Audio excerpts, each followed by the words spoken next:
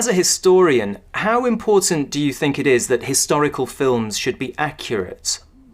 I'm not sure quite how keen I am on accuracy above everything else. And the most important thing, if I was going to make a historical movie, I'd really want to get people interested.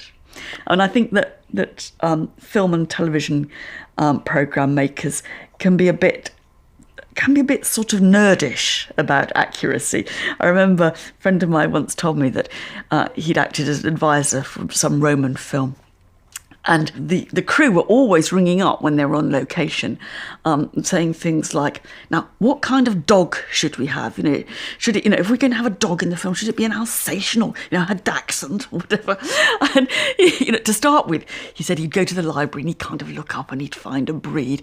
And eventually, after question after question, he'd think, look, these guys are getting the whole of Roman history in the big picture utterly wrong, and yet there they are worrying about the damn dogs.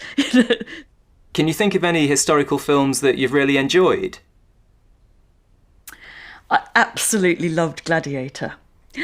Never mind its horribly schmaltzy plot.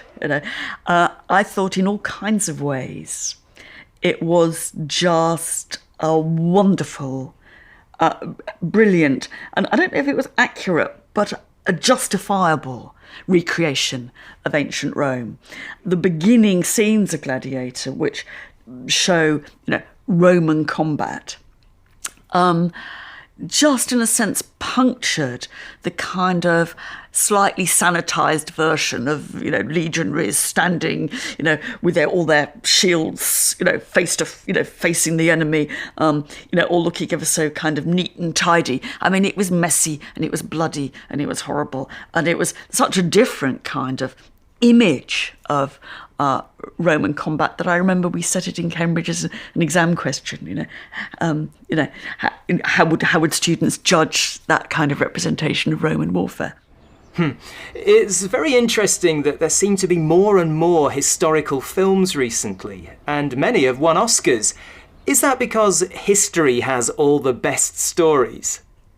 Yes, there's no such good story as a true story, and that's what history's got going for it. Actually, non-fiction, in a kind of way, is always a better yarn than fiction is. And I think it's, I feel very pleased because, and I think, for one thing, it gets some of the best stories from history into the popular. Into popular attention, popular consciousness. But I think also, it shows that you don't always have to be deadly serious about history. History, like classics, is often treated as something which is good for you, but isn't actually going to be much fun. You'll be improved by knowing about it, but it probably will be a bit tedious in the process. And I think that, showing that history can be larky, it can be funny, it can be surprising, it can be something that you can sit down and have a good 2.5 hours at the cinema enjoying, is really all to the good.